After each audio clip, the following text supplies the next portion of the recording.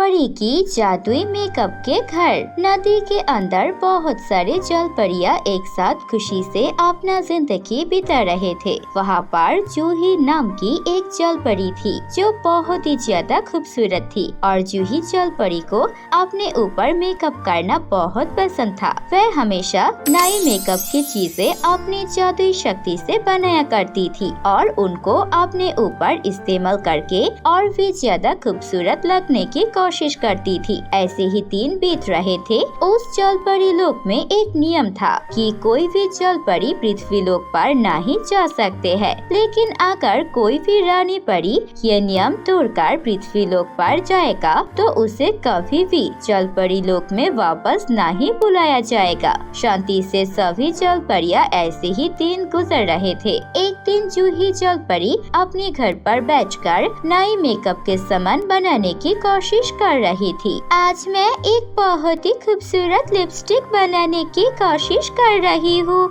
मुझे लगता है ये लिपस्टिक बन जाएगी और मैं इसे लगा के और भी ज्यादा खूबसूरत लगूंगी। ऐसे ही जूही जल परी नई लिपस्टिक बनाने की काम कर रही थी। तभी उसके पास दो और जल परी आती है और बोलती है, अरे जूही जल परी, तुम अभी भी यहाँ पर बैठकर जादुई मेकअप का सामान बना रही हो? हाँ, मैं इस बार एक लिपस्टिक बनाने की कोशिश कर रही हूँ। ये तो बहुत अच्छी बात है। वैसे तुम्हें पता है, मैंने सुना है पृथ्वी लोक के लोग और भी ज्यादा अच्छी मेकअप का सामान इस्तेमाल करते हैं। काश हम भी पृथ्वी लोक जा सकते। जूही परी ये सुनकर बहुत खुश होती है। तुम सच कह रही हो, इंसान हमसे भी ज्यादा अच्छा मेकअप इस्तेमाल करते हैं। ऐसा तो कभी हो ही नहीं सकता। मैं तो जादू से अपना मेकअप का सामान बनाती हूँ। अरे हाँ, मैंने भी बहुत बार सुना है लोगों से कि उनका मेकअप हमसे भी ज्यादा खूबसूरत होता है। इंसान देखने में भी बहुत खूबसूरत होते हैं और वे मेकअप करके और भी ज्यादा खूबसूरत बन सकते हैं। लेकिन हम क्या कर सकते हैं? हम तो इस जल परी लोक से बाहर ही नहीं जा सकते। ऐसा कहकर वह दोनों जल परी वहाँ से चली जाती है। जूही परी वहाँ पर बैठकर सोचने लगती है, ऐसे अगर बात है तो मुझे इतनी मेहनत करके मेकअप बनाने की जरूरत नहीं है। पृथ्वी लोक से ही मैं मेकअप का सामान ले सकती हूँ और मैं ज्यादा खूबसूरत बन सकती हूँ। लेकिन हाँ, मैं तो जल परी हूँ और जल परियों को पृथ्वी लोक जाना मना है। क्या करूँ? कुछ समझ में नहीं आ रहा। ऐसे ही जूही परी सोचने लगती है। वह सोचती है कि किसी भी हालत में पृथ्वी लोक की मेकअप का सामान देखे और अपनी जिंदगी में एक बार उसे इस्तेमाल करे। दूसरी तरफ जल परियों की नदी के बाहर छोटा सा एक गांव हुआ करता था। उस गांव में खुशी नाम की एक लड़की अपनी गरीब माँ के साथ रहती थी। खुशी के पिता की मौत बहुत पहले हो चुकी थी, इसीलिए खुशी अपनी माँ के साथ काम करके अपना गुजारा कर रही थी। खुशी की माँ अचानक बहुत बीमार हो जाती है। माँ, आप चिंता मत कीजिए, मैं सब कुछ देख लूंगी, आप बस आराम कीजिए। लेकिन बेटी, मैं तुझे हर वह चीज नहीं लेकर दे सकती जो मुझे एक माँ होने की तौर पर तुझे देनी चाहिए। तू कभी भी शिकायत नहीं करती। अब मैं बीमार हो चुकी हूँ, ये भी तेरे लिए मुसीबत है। इससे अच्छा मैं मर क्यों नहीं जाती। ये सुनकर खुशी को बहुत दुख होता है। माँ, आप ऐसे बात मत कीजिए। आप अगर मुझे छोड़कर चले जाएंगे तो मैं अनाथ हो जाऊंगी। आप चिंता मत कीजिए, मैं कैसे भी करके पैसे का जुगाड़ करूंगी और आपकी इलाज भी करूंगी। देखना, उसके बाद हम दोनों एक साथ आराम से रहेंगे। ऐसे ही समय बीतने लगते हैं, लेकिन खुशी अभी उतनी बड़ी नहीं थी, इसीलिए उसे ज्यादा अच्छा काम नहीं मिलता था। वह ज्यादा से ज्यादा लोगों के घरों में छोटी मोटी काम कर लेती थी। उसके बदले में उसे बहुत कम पैसे मिलते थे। उन पैसों से खुशी मुश्किल से अपनी और अपनी माँ के लिए खाना खरीद सकती थी। उन लोग ने बहुत समय से घर का किराया नहीं दिया है। एक दिन घर की मालकिन आती है और बोलती है, सुन खुशी, तेरी माँ बीमार है, इसके लिए मैंने तुझे इतने दिन का समय दिया। अब तो 3 महीने हो चुके हैं, मेरे पैसे नहीं मिले। अगर इस महीने के अंदर मुझे घर का किराया नहीं मिलेगा तो अपनी बीमार माँ को लेकर यहाँ से कहीं और चला जा। मैं इतने दिन तक तुम दोनों माँ बेटी को नहीं पाल सकती। मालकिन की ऐसी बातें सुनकर खुशी को बहुत ज्यादा डर लगने लगता है कि अब वह क्या करेगी।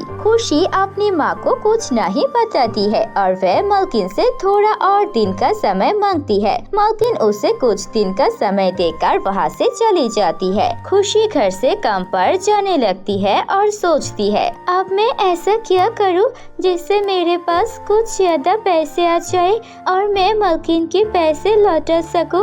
अगर मेरे ये घर चला जाएगा तो मैं अपनी बीमार माँ को लेकर कहाँ जाऊंगी। खुशी ऐसा सोचते सोचते जा रही थी, तभी वह रास्ता भूल जाती है और जंगल में पहुँच जाती है। अरे, मैं तो अपने आप से बात करते हुए जंगल तक आ गई। अब फिर से काम के लिए देरी हो रही है। चलो, मैं गाँव चलती हूँ। खुशी जंगल से बाहर निकलने लगती है, तभी वह देखती है एक बहुत ही खूबसूरत जलपरी नदी से ऊपर तैर रही है। खुशी ये देखकर चौंक जाती है। वह जलपरी और कोई नहीं बल्कि जूही जलपरी थी। जूही भी खुशी को देखती है और फिर बोलती है, अरे लड़की, इधर आओ, मैं तुमसे बात करना चाहती हूँ। घबराओ मत, मैं एक अच्छी जलपरी हूँ। खुशी थोड़ी सी घबरा जाती है, लेकिन फिर भी वह जूही जलपरी के बुलाने पर जाती है। अब जलपरी हो, आप यहाँ पर क्या कर रही हो? मैं इस नदी में रहती हूँ। आज मुझे मन हुआ कि मैं नदी के ऊपर तैरूं, इसीलिए तैर रही थी। तुम्हें देखकर अच्छा लगा। तुम इंसान हो ना? मैं तुमसे कुछ पूछना चाहती हूँ। जी जलपरी, कहिए, आपको क्या काम है मुझसे? क्या तुम मुझे कुछ मेकअप का सामान लेकर दे सकती हो? मुझे इंसानों की मेकअप इस्तेमाल करने का बहुत शौक है। मैं आपको जरूर मेकअप का सामान लेकर देती, लेकिन मेरे पास पैसे नहीं है। मैं बहुत गरीब हूँ। अरे, तुम पैसे की चिंता मत करो, मैं तुम्हें सोने के सिक्के दे रही हूँ। इसे बेचकर मेरे लिए मेकअप का सामान लेकर आना। उसके बाद खुशी जूही जलपरी के लिए कुछ मेकअप का सामान खरीद कर लेकर आ जाती है।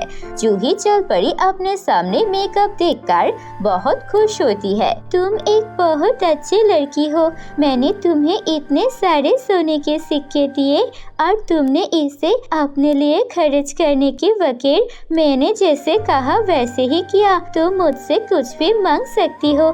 मैं तुम्हें एक जादुई चीज देना चाहूँगी। जलपरी, मेरी माँ बहुत बीमार है और कुछ दिनों में रहने के लिए छत भी नहीं होगी, तो मुझे बस मेरी बीमार माँ के साथ एक अच्छे घर में रहना है। ठीक है, ये लो, ये मेरी जादुई मेकअप है। इस मेकअप को तुम मिट्टी पर रखते ही एक जादुई मेकअप के घर में बदल जाएगी और उस घर में तुम्हें जीने के लिए सारी सुख सुविधा मिल जाएगी। तुम्हें अब मेहनत करने की कोई जरूरत नहीं है। इतना कहकर जलपरी जूही चली जाती है। खुशी जलपरी को धन्यवाद देती है और वह जादुई मेकअप ले जाकर जंगल के एक कोने में लगाती है और वह जादुई मेकअप एक विशाल जादुई मेकअप के घर में बदल जाती है। उसके बाद खुशी अपनी बीमार माँ को लेकर जलपरी की दी हुई जादुई विशाल मेकअप के घर में रहना शुरू कर देती है। अब उसके जिंदगी में और कोई परेशानी नहीं होती है। तो दोस्तों, कैसी लगी आपको हमारी ये कहानी? अगर कहानी अच्छी लगी है तो इसे लाइक कीजिए, कमेंट करके जरूर बताएं आपको कहानी कैसी लगी और अपने दोस्तों के साथ भी शेयर कीजिए ये कहानी। बाय बाय दोस्तों।